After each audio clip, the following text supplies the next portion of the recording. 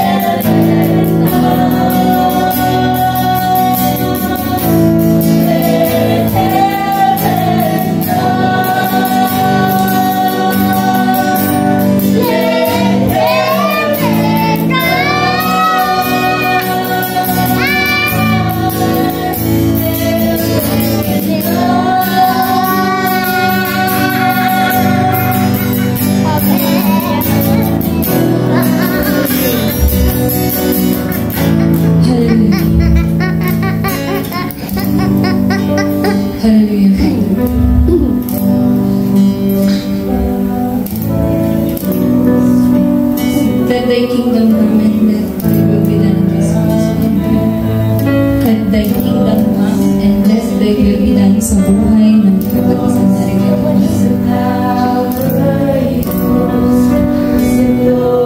If we will boast, we will only boast noon to glorify your name. We will only boast yung pangalan mo. Because you deserve all the highest glory, all the highest praises and honor, Father. So we give you all that. We give you back all the glory, honor, and praises. We will always thank you, and thank you.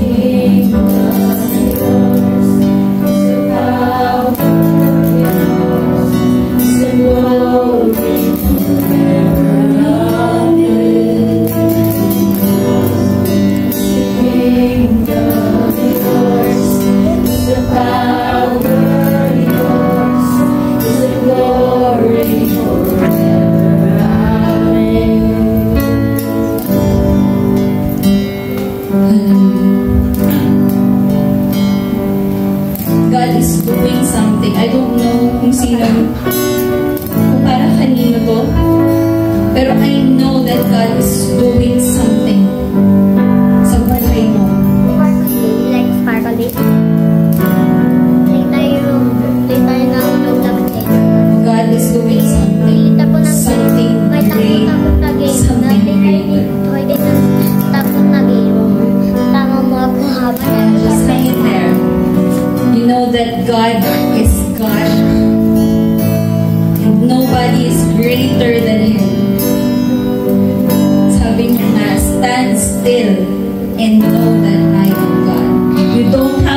anything, just stand still and know that He is God.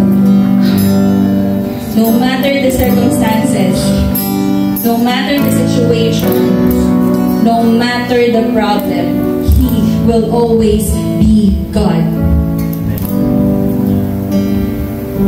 We thank you, O God,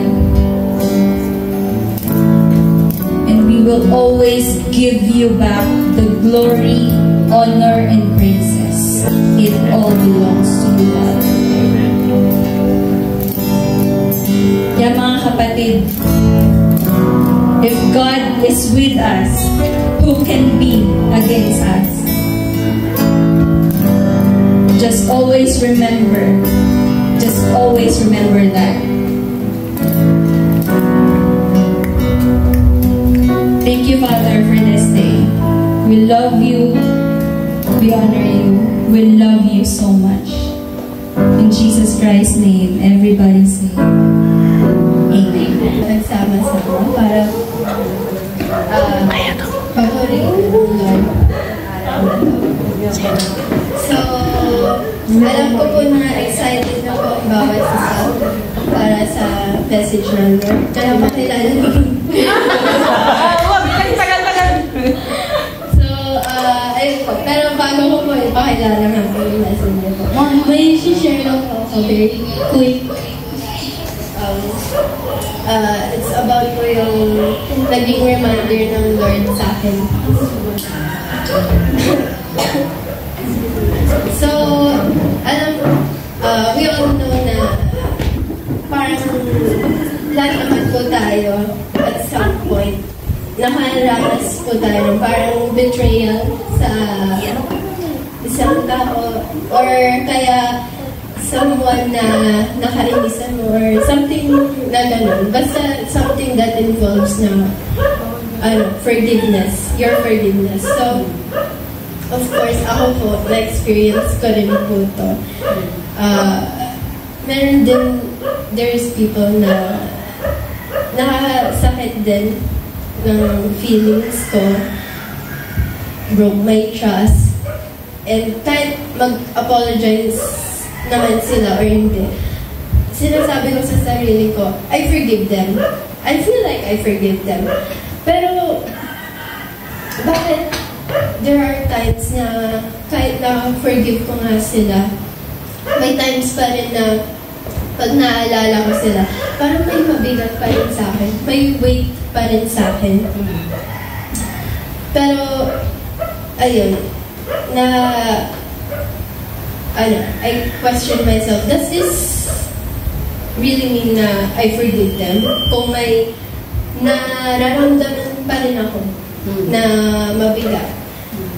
So, isa sa pinaalala ng Lord sa akin is that you can forgive a person, but it doesn't mean na fully restored na yung relationship.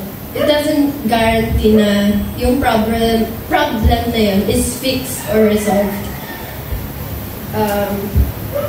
So forgiveness, this is just accepting what that person did to you.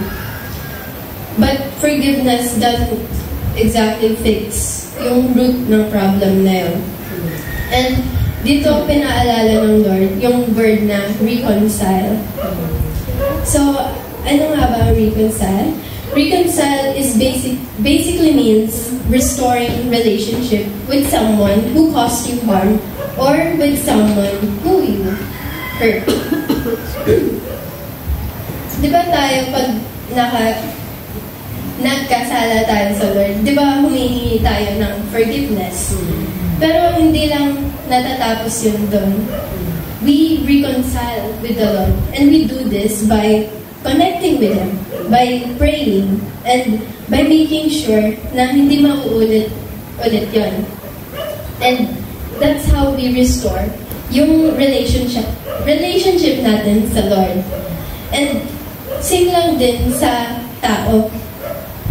So, ang sabi po sa Matthew 18, verse 15, Moreover, if thy brother shall trespass against thee, go and tell him his fault between thee and him alone. If he shall hear thee, thou hast gained thy brother. This is how you reconcile with that person. Hindi mo lang basta patatawarin yung tao, but you tell them their faults. You tell them kung ano nakasakit sa'yo sa actions nila. And kaya sometimes nakakapagod pag palagi mo na lang pinapatawad yung tao, pero ginagawa pa rin nila. Sometimes yung reason is kasi hindi natin nakakausap yung tao na yun. Hindi natin napapakita yung faults nila. But if you make them realize their faults, you can actually help them understand yung saan sila nagkamali. Kaya, our job is not only to forgive, but to also reconcile. And forgiveness, ito yung first step for restoring a relationship. Pero ang pinaka nagpapa-restore talaga ng relationship is reconciliation. Reconciling. And kaya you can't really say na you forgive the person if you are not willing to reconcile with them. And dito rin pumapasok yung through compassion to anyone. True compassion comes when you are willing to reach for that person. When ikaw ang mag-initiate to help them and para para same level ulit kayo ng parang understanding. And kasi if you don't reconcile with that person, parang dinilimit mo sila to that level of understanding. You're limiting them from improving. And but with reconciliation, you talk to them, you rebuke them, and you help them get up. Yan. Kaya, ayun po.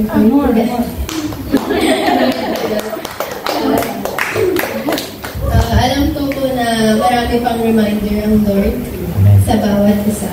Kaya, buksan po natin mga isip natin, mga tayo natin. And I decree kingdom wisdom, knowledge, and understanding sa bawat isa. Glory to God sa buhay ni at wisdom. Tayo po yung manalangin. Ma'am, maraming salamat at nagkakatibo. Ngayong araw ulit na pupuri sa iyo, Ama, nagbabahagi rin sa iyo sa bawat isa. I know, Ama, na itong lahat na ito ay ikaw lang sa iyo lang lahat ng papuri ng Diyos. Walang sa amin, Panginoon, kundi sa Jesus Christ na ito. Amen.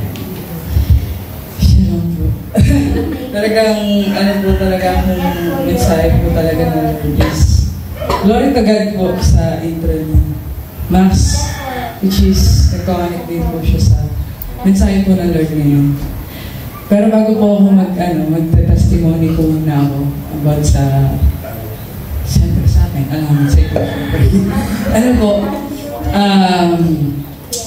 Meron po kaming subject ngayon which is understanding the self. Kahit late na late po siya sa year ko ngayon. And ito nga pong namin, nagkaroon po kami ng theater. Gaganapin po sa May 6. Tapos, itong prof namin ito, siguro may yung prof din, ito pong prof na ito, parang naghahanap siya kung sinong magiging leader. Tapos sabi niya, sino kaya ang pwede maging leader? Tapos, nakaganda ko sa kanya. Nakagigila ako, pero hindi ko kasi nag-expect na. Sabi niya, sige, ikaw Samantha magiging leader. Tapos sabi ko, nagkaroon ako, sabi ko, baka kayo away ko. Sabi niya, baka mag-away ako, away kayo. Sabi ko, hindi man, baka kayo away ko. Tapos, yun nga, sabi ko, hindi ko alam kung paano, syempre, hindi ko naman, never in my life, parang talaga naging leader ako, as in, never. Kasi ayoko talaga, kasi hindi ko alam kung paano mag-lead. Which is, hanggang ngayon, pero meron pa rin akong assist pa rin ako nung rep namin po ng buong klase. Kasi sabi ko, hindi ko nga kaya. Tapos ito na nga, nung nagpa-plan na nga kami, dun sa ambagan, kita po ba? Parang nalang. Oo, nakikita. Kasi, ang kita lang po sa akin na hindi po. Kita na nakita. Di, ano nga po. Ayan nga, saan nga tayo? Nagpa-plano nga po kami, nag-meeting na kami ng about sa nangyayari sa theater. And yung magiging fund namin, magiging fund namin para sa, sa gagamitin para sa props ng sa theater namin. So, ang nangyari, kasi meron po kaming past sa G-Arts po yun, sa Arts Appreciation, para hindi kami nagkatagpo magkakaklase before. Na nag-ambag, mga biglang nagulat, ganyan. Tapos may mga paghingi mo, parang ayaw na nila magbigay hanggang ngayon, hindi pa rin ibibigay. So, ang ginawa namin, pinagplanuhan po namin mga leaders. Kasi, sabi ko, ako pinaka-leader, pero nag-create rin po ako ng mga leader. Kasi hindi ko naman po kaya lahat. So, nagkasundo-sundo kami kung ano magandang magiging ambagan namin. So, start from, last week ng March, sabi nung nag-start po kami nag-ambagan na 20 pesos per head ng kaming klase hanggang April 16 kasi magkakaroon na Holy Week. So, diyan nagkaalit. Hindi na kami kasi alam namin may mag-a-against at may mag-a-against pa rin dyan. So, yun, kami kasi mas maigi ng mas maga at mas maigi ng sabi ko naman, pag ibabalik yung sobra. Kasi sabi ko, mas maigi ng sobra kaysa sa kulang. Eh di yun nga, announce na ako sa GC ng mga buong klase namin. Tapos, may nag-message sa akin ng klase ko na nagtatanong kung gano'n daw ba, gano'n kalaki yung magiging fund sa bakit daw ganito, bakit daw gano'n gano'n kalaki, tapos hanggang sa nauwi kami sa sagutan 2, nagkasagutan kami. From 8 hanggang 12, nagsasagutan pa rin kami. As in, hindi talaga natapos doon. Wala, nagpapatalo talaga. Tapos, ayun, parang nanginginig na ako sa galing kasi syempre, sabi ko, ikaw lang naman yung nag-chat sa akin yung ganyan. Sinasabi mo na ganyan, tapos ikaw lang naman nag-chat. Sabi, ganyan. Hanggang sa, hindi ko na siya minessage. Pero message pa rin siya na message sa akin. Ang ginawa ko, na-restrict ko na siya. Tapos, nung Tagal, sinasabi ng mga klase ko, okay lang yung sa mga huwag sa kanya. Kasi leader ka kasi kakayan-kayahan ka na, sabi ko. Tapos, yun, napapaisip ako. Good thing hindi lang umiyak. Di napapaisip talaga ako.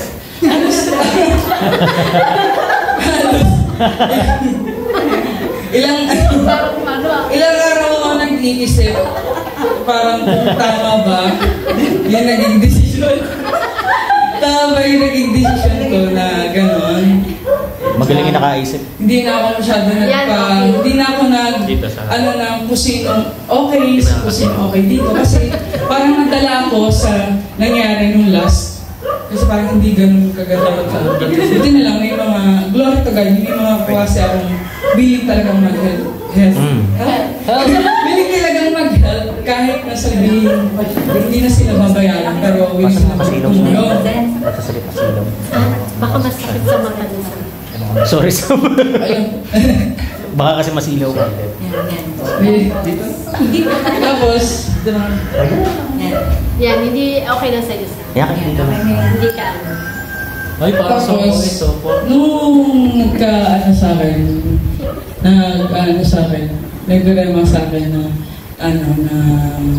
word, parang kumbaga, ang doon is parang picture self in someone else's shoe.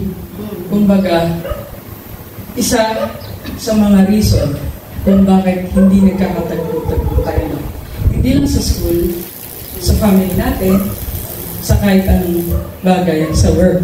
Kaya hindi tayo nagkakatagpo-tagpo kasi hindi natin kaya iposisyon yung sarili natin sa iba. Which is hindi natin, ang nagiging result is hindi natin naiintindihan yung sitwasyon nila hanggang sa sarili na lang natin naririnig natin. Kasi kung ipoposisyon mo yung sarili mo sa ibang mauunawaan mo yung sitwasyon niya. Kagaya nung yung kay Jesus Christ, yung parang nahabag siya nung umiiyak sila Mary. Kasi, kumbaga, kaya ganun siya yung nararamdaman niya. Hindi dahil, kumbaga, bumaba siya, naging tao siya. Hindi dahil para sa sarili niya. Kundi na rin dahil para maunawaan niya kung ano yung pagiging tao, yung character pagiging tao, ano yung nararamdaman nila. Kaya siya nagkaroon ng compassion sa ibang tao. Ano ba pag sinabing compassion, di ba? Hindi mo naman masasabing compassion kung sinasabing naaawa ka lang dyan. Parang hindi mo nararamdaman yung nararamdaman niya. Tapos yun po, yun yung nagrama sa akin. And ito po, dun sabi po sa John 13 verse 13 to 17, Tagalogin ko na lang po. Tinatawag niyo akong guro at Panginoon at mabuti ang inyong sinasabi sapagkat ako nga. Kung ako nga na Panginoon at Guro ay naghugas ng inyong mga paa, kayo naman ay nararapat din maghugasan ng mga paa ng isa't isa. Sapagkat kayo'y binigyan ko ng halimbawa upang gawin naman ninyo ayon sa ginawa sa inyo. Dito po sa huli ay sabi, katotohanan sinasabi ko sa inyo, ang alipin ay hindi dakila kaysa kanyang Panginoon. Ni ang sinugo man ay dakila sa nagsugo sa kanya. Kumbaga yung bahagi ko po na testimony ko po kanina is, kumbaga buhay talaga yung salita ng Lord. Kasi syempre, bago mo ibahagi yung message sa iba, sisiguraduhin mo na naunawaan at naranasan. Kasi syempre, bago mo, paano mo ma-share, paano mo mapapakita yung testimony mo kung hindi mo nararanasan. Kung wala lang, share mo lang na gano'n. Wala siyang, parang impact na gano'n. Kung baga, experience is the best teacher. Gano'n. Kung baga, kahit maging sa, para maunawaan mo yung message, bago ko ilahad sa iba, sa'yo muna. Kaya pinararanas muna sa akin ng word nga. Glory to God. Pero, kumbaga, hindi lang to sa school field, maging sa bahay, sa trabaho, hindi lang sa church, or anything, because we are all leaders. Sa kahit saan tayo magpunta, mararanasan natin ito. Na bago tayo maging isang leader, yung sabi nga nung kay Jesus Christ sa John 13:13 to 17, parang tinugasan niya yung paa ng kumbaga, tayo ay lahat, bago ka maging leader, servant ka mo. Kasi, yun din yung way ng pag-humble sa'yo, bago ka di ba? Kaya, yung ginawa ni Jesus Christ na paghuhugas ng mga paa ng hindi dahil sa sarili niya, or anything na para ibarag yung sarili niya, kundi dahil para maging example siya sa mga nasasakupan niya, o yung mga kasama niya. Na, itong mga kasama niya na to, is mababahagi din sa ibang lugar pag humayo na sila. Which is compare natin sa sitwasyon natin ngayon, di ba? Kumbaga, dito tayo magsimula muna na magbigay tayo ng example sa bawat isa. Na bago tayo humayo at maging example din tayo sa iba. Kaya sinabing living testimony. Amen. Glory to God po. Kumbaga, yung sa leaders nga po, as long as, glory to God, as long as, parang ayaw kong i-address sa sarili ko na leader. Kasi parang, nagpuput sa akin po sabi ko, sarili ko parang nagpuput siya ng ego. Kasi, yung namin, minsan nakikita ko parang nagkakaroon ka ng ego, nagkakaroon ka ng pride as a leader. Hanggang sa unconsciously, na napuput mo yung, parang ka na ng position. Kasi, hanggang sa nag-create siya ng boundaries sa bawat isa. na hindi na tayo nagiging kagaya sa amin, hindi na nagiging transparent sa isa't isa. Kasi nga, parang iba yung nagiging tingin na sa'yo. Hanggang sa, parang,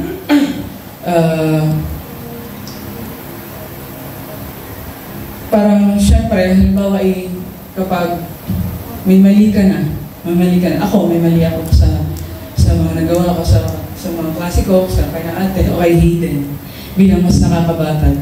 Kung iaano ko yung sarili ko na leader ako, na posisyon na sarili ko, paano mo mauunawaan yung, paano halimbawa, niremind ka na, hindi na lang natin gamitin sa review.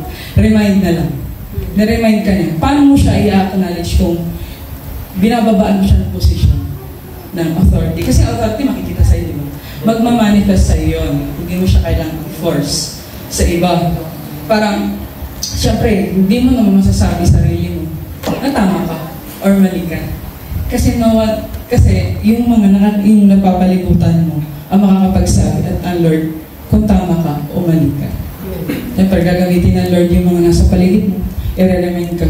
Siyempre tayo, sa akin, as a leader or isang, i-acknowledge kita para mag-acknowledge tayo. Yeah. Di ba? Halimbawa, tinama mo ko. Sabi ko, sige, acknowledge ka ganun. Tapos pag ako naman nag-remind, acknowledge mo din. Parang nagkakaunawaan ng bawat isa. Parang yun din yung nagiging, sa akin, ito talaga. Sa pagiging. Gusto ko na nga, sabi ko nga sa akin, sabi ko, huwag na yung magiging leader. Ganito pala to. Sabi ko, huwag na lang. Okay na to.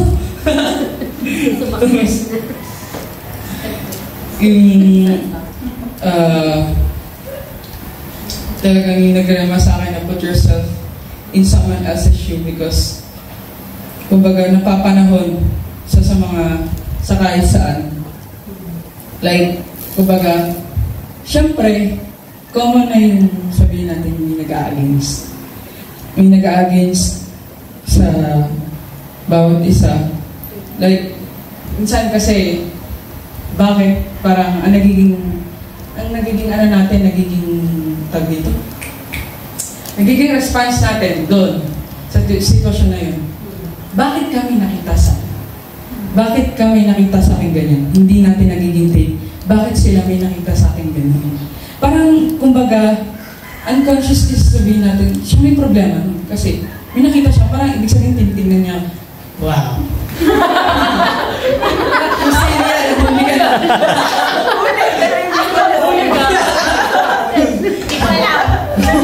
Napapuna lang eh. Parang, sabi mo sa akin, hindi mo talaga ako makita.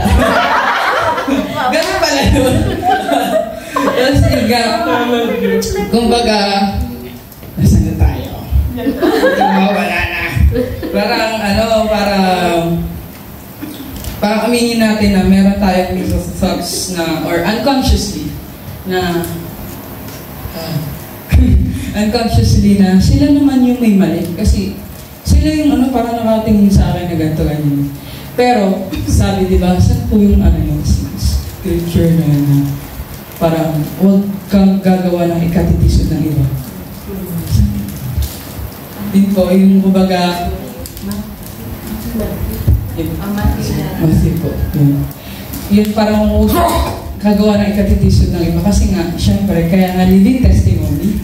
Kasi, hindi mo pwedeng sabihin na huwag kang tumingin sa tao na kasi yan ang tinitignan sa'yo, yung character mo. Character mo, doon sa sinishare mo na ugali, sinishare mo na mensahe, sinishare mo na action sa iba. Hanggang sa sila na lang yung magagla sa'yo, ikaw magagla sa kanya. Kasi nga, nakikita sa'yo, nagmamanifest sa'yo. Kaya siya sinabi, living testimony.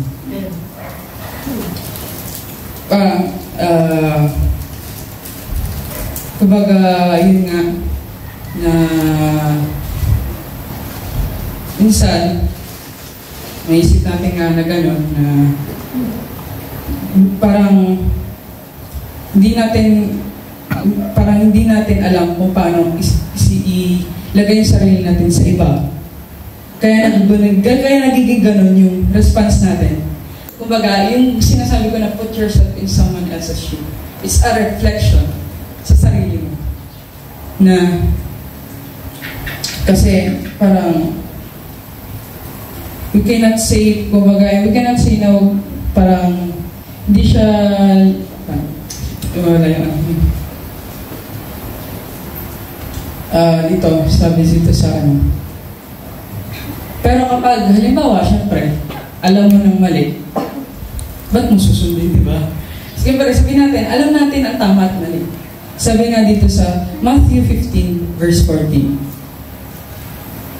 pabayaan niyo sila'y mga bulag taga-akay, at kung ang bulag ay umakay sa bulag, ay kapwa sila mga huhulog sa tuba. Siyempre, bilang isang nakakaunawa, alam mo naman ang tama at mali. Bakit mo susundin, di ba? Pero, di ba sabi, rebuke is better than secret love. Kung alam mo ng mali yung ginagawa ng kasama mo, i-remind mo siya. Pero ikaw, siyempre, i-acknowledge mo siya. Kung may nakikita ikaw mali, i-remind mo siya, tapos mag-acknowledge yan tayo para nagkakaunawaan ng bawat isa. Amen. Kumbaga, ang pagre-remind at pagtatama sa kapwa natin ay, kumbaga, walang qualification, walang requirements. Kasi syempre, lahat sa paningin ng Lord, tayo ay pantay-pantay. Walang kahit ano. Kumbaga, di ba, hindi naman natin alam talaga kung ano yung tama. Kagaya sa example na lang natin, yung sa Job. Si Job, di ba po? Si Job is, nagawa siya na tama. Nalakad siya sa katwiran ng Lord, sa righteousness. Pero hindi niya alam. Self-righteousness pala yung dala-dala niya. Kaya, tama si Eliu po ba tama? Si Eliu, na hindi naman niya kaedad, hindi niya kahit ano-ano, nag-remind na mali na. So, there's no qualification para mag-remind sa bawat isa. Mapaanak, mapamagulang, mapakapitbahay, walang posisyon na anything. Nung si Eliu nga, diba, nagda-doubt siya kasi mas bata nga siya. Kumbaga, hindi lang to applicable sa gantong sitwasyon or gantong edad, pero sa lahat at wala yun nga. Ang mag-remind, kumbaga walang qualification ang mag-remind.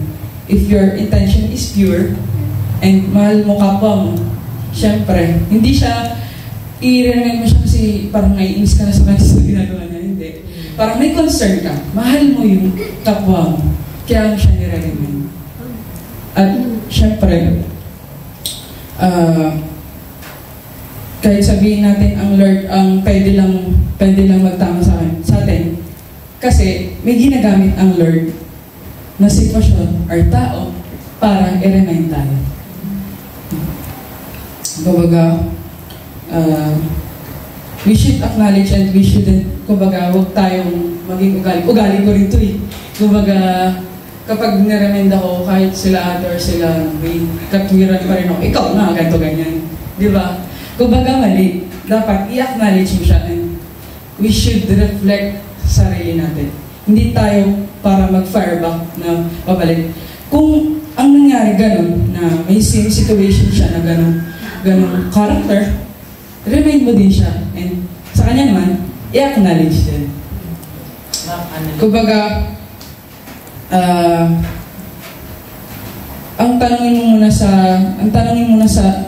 mo muna bakit niya nasabi yun, and mag-wonder ka, mag-reflect ka sa sarili mo na baka nagiging sarado na isip mo kasi madalas talaga ganyan ako na naano ko na ako kapag halimbawa kapag ang kausap ko mas bata rin sa akin, unconsciously sasabihin sabi ganun syempre aminin natin.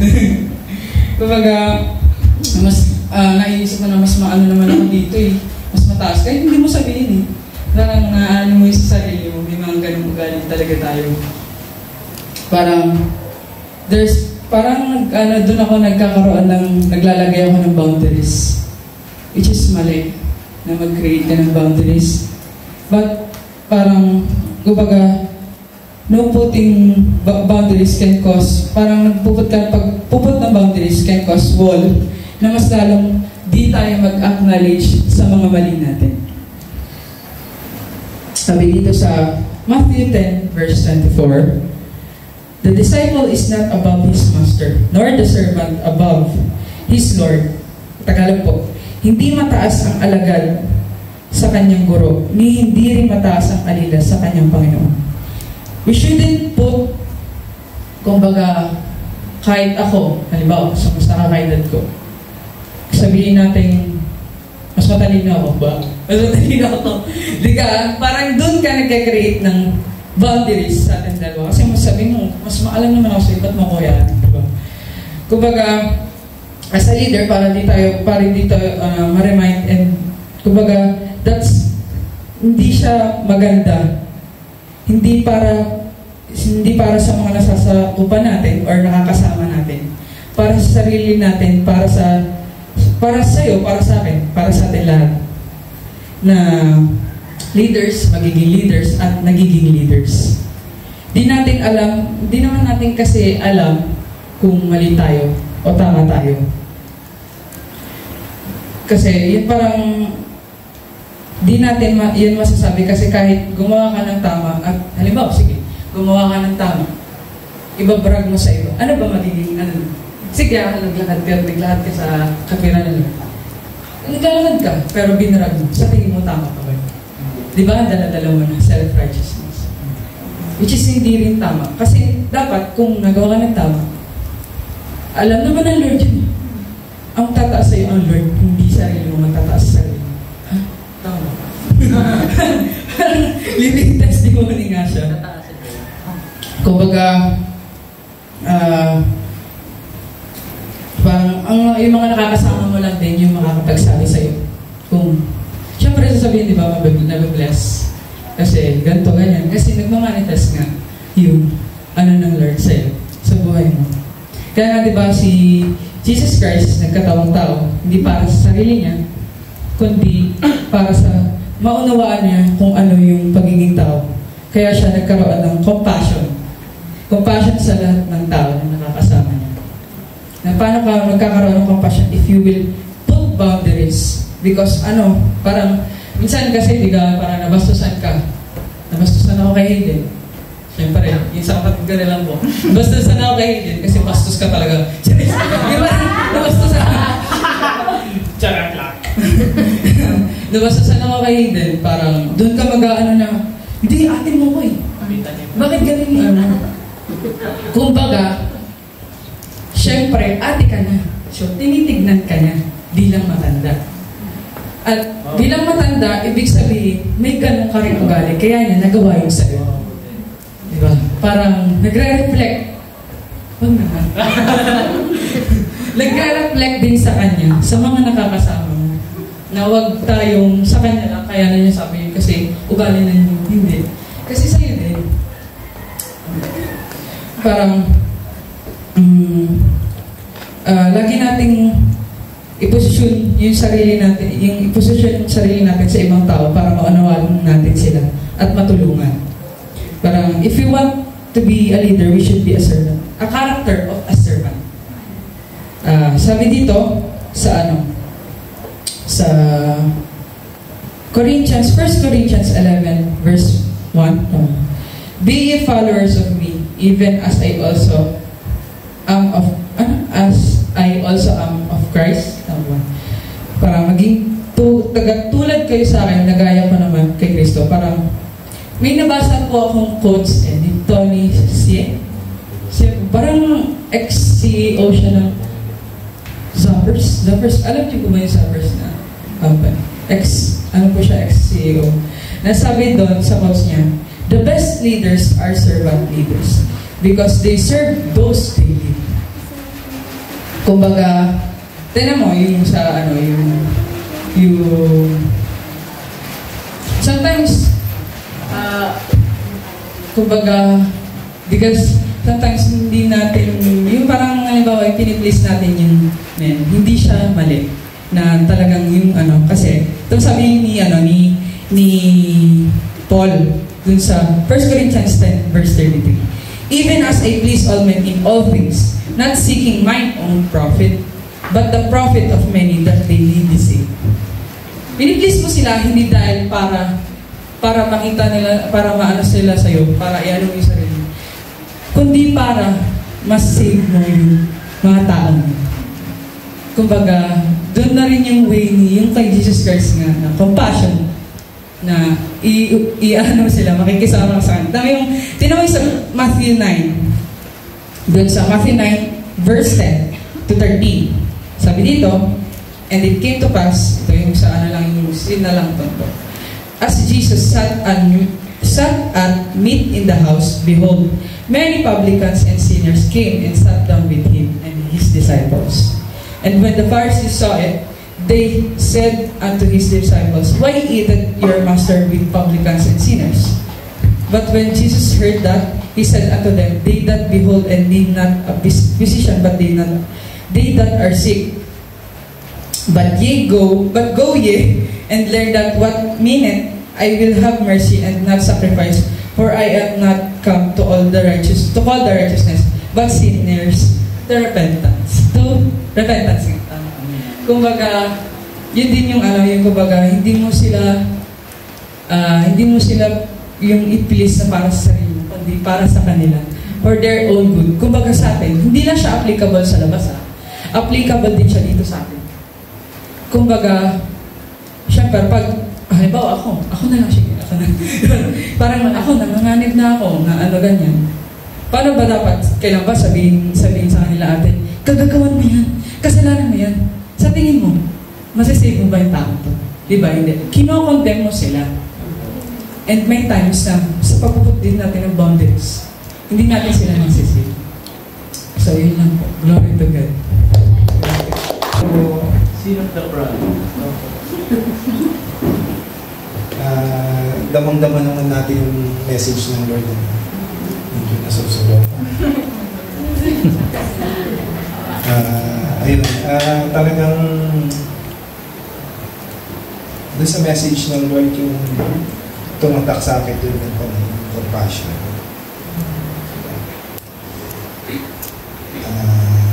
At bilhin na nga sa ito.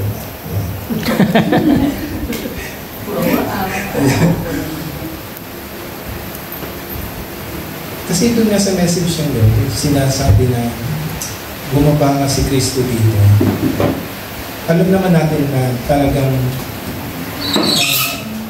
palagi nga ginagawa ng Lord yung ilapit yung sarili niya sa atin upang madama natin yung pagmamahal niya, yung pag-iingat at pag-aalaga sa atin. Kasi, kung wala yung compassion, hindi mo mapaparamdam eh. Bakit? Isa kapwa na lang natin. Kasi paano mo may paparamdam sa kanya? O, yung compassion na mapakita mo sa kanya o maramdaman niya. Kasi hindi niya mararamdaman kung sa salita mo lang. Kailangan, makita din mismo, tama nga yung sabi ni Nicole na may pakita niya. Hindi mo na sinasabi, pakita mo. At maramdaman mo kapatid mo o sino man, asawa, kaya nga minsan, sabi naman nila, nakakaranas tayo na minsan pagka-pagod o yung nararamdaman, minsan, iba yung nagiging, minsan may nasasabi tayo na nagkakaroon. Sana matutunan natin na sa ganung bagay. Kasi ako, sa akin natutunan ko na rin na minsan pagka sabihin na natin na naiinis ako. Ayan, ramdam ni mama. Minsan, hindi na ko yun. Tatahimik na lang kasi mahirap eh. Pag lumabang ka, talo ka rin.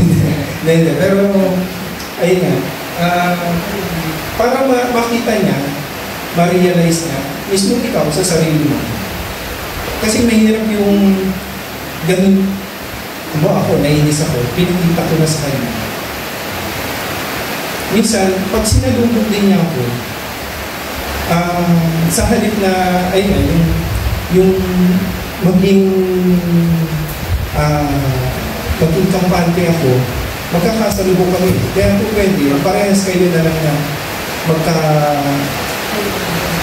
tumahimik na lang. Parang parehas yung ma-realize yung kung ano yung pagkakamali.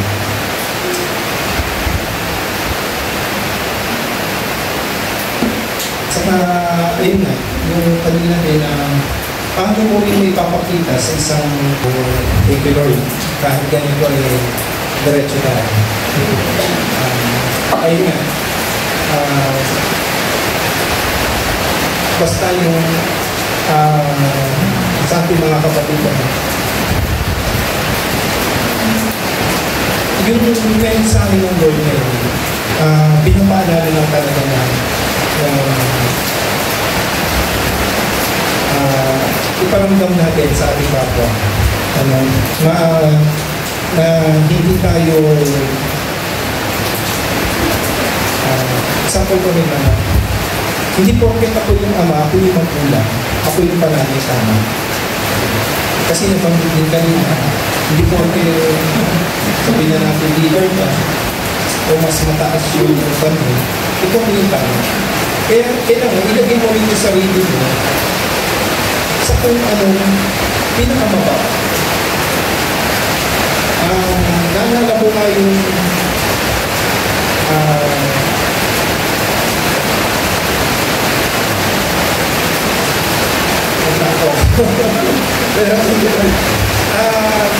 ayan.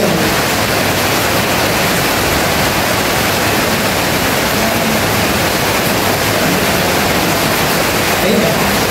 Nalala ko kasi, yung iba yung kahit minsan, kahit ako yung ama, na hindi ko dapat isipin na bakit ako yung ama o yung leader na tama na. Ako talaga yung tama. Kasi minsan, hindi natin alam, minsan may tao ginagamit na para makita mo rin sa sarili mo, yung tama ko, hindi ko kaya sa matanda o bata. Dahil kung gagamitin ka ng Lord na ipakita sa Lord, ayun na. Hindi ka gamitin ng Lord itang tama o bata para makita natin yung pagkakamali na ginagawa natin. At hindi natin na tayo yung nakakatanda, tayo yung magulang, tayo yung ate, tayo yung kuya, hindi magkakamali. Lahat ako ang tama. Mahirap na baka tayo yung tamaan. Ayan. Kaya, dami na po tayo sa kan. Mga kapatid, ito pong ating ginagawa ay ang Lord's Supper. Ito po ay isang gawain Kristiyano na pinapakita yung ating pagkakaisa yung upang magsama-sama sa pananampalataya at alalahanin ang sakripisyo ng ating Panginoong Jesucristo para sa kapatawaran ng ating mga kasalanan. Kaya itaas po natin ang tinapay. Ito pong tinapay na ito ay sumisimbolo ng katawan ni Kristo na ibinigay para sa pagtubos ng ating mga kasalanan. Kaya kanin po natin ito bilang sa pag-alala natin sa atin.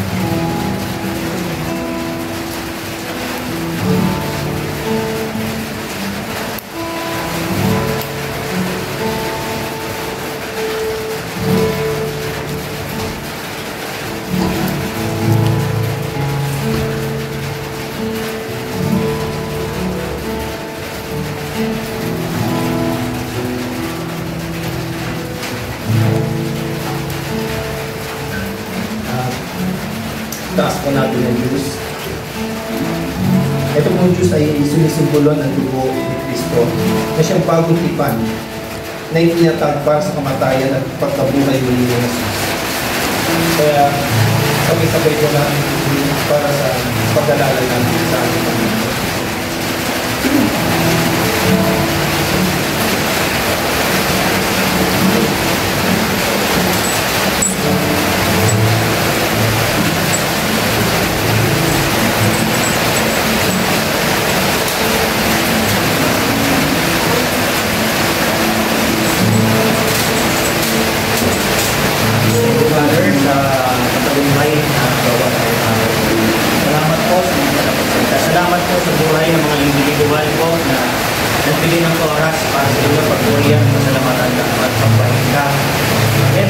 our lives, Lord. Ikaw ang aming Lord. All glory always belongs to you, Lord. Thank you, Father Lord. Salamat po sa reminder na ginamit ko ng ambassador dito na si ambassador sa Manila. Salamat po, Lord, sa inyong buhay. At patuloy niyo siyang nagabayan, patuloy niyo siyang bigyan ng more knowledge and wisdom and understanding, Lord, para mas maunawaan, mas maging light siya sa kanyang mga nakakasama at nakakasalunod. At hindi rin siya maging effective, Lord, dahil tumigilin dahil sa tulong ng kanyang mga kapatid, Lord, sa tulong ng kanyang nakakasama, sa tulong ng kanyang pamilya, Lord. Kaya all glory, Lord, sa iyo, Lord. Kaya maraming salamat po. Ganito man yung sitwasyon, Lord. This doesn't stop us, Panginoon, para sa buhay ko ng Panginoon. In Jesus Christ we pray. Amen.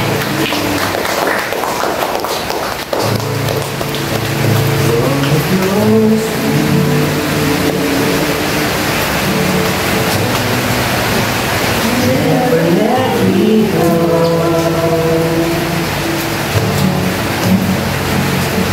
Lay it all down there. And hear you say that I'm you are my desire. No one else will do. Cause nothing else can take your place. Feel the warmth of your embrace. Help me find you.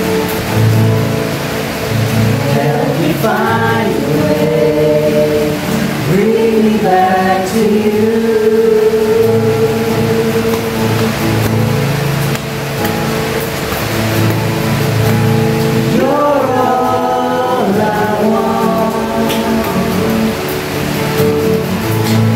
You're all I ever need. You're all I want. Help me know you are near. You're all I want. You're all I want. You're all I ever needed. You're all I want. Help me know you are near. You're all I want. You're all I ever needed. You're all I want. Help me know you are near. Help me know you are near. Help me know you are near.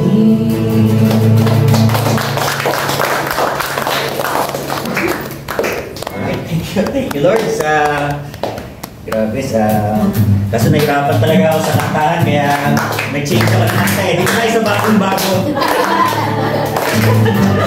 Alam mo, hindi ko makakalimot sa lyrics nila. Mahal na mahal kita, Panginoon. Mahal na mahal kita, Panginoon. Kailan may hindi tayo magpapalit, pagkat sabihin mo'y lagi. Mahal na mahal kita, Panginoon. Mahal na mahal kita, Panginoon. Mahal na mahal kita, Panginoon. Kailan may hindi tayo magpapalit,